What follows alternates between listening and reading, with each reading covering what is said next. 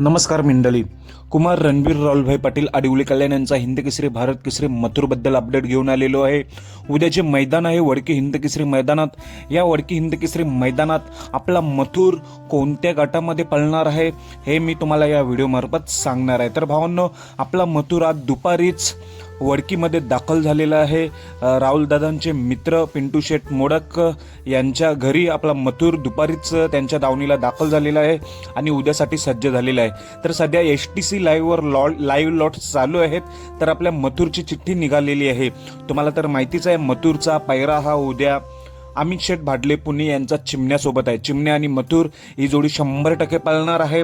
तर गट क्रमांक किती? तर भावांनो, सुरुवातीच्याच 1 ते 10 गटामध्ये चिठ्ठी आली. तर ती कोणत्या गटात? गट क्रमांक 8 मध्ये तास 4 वर.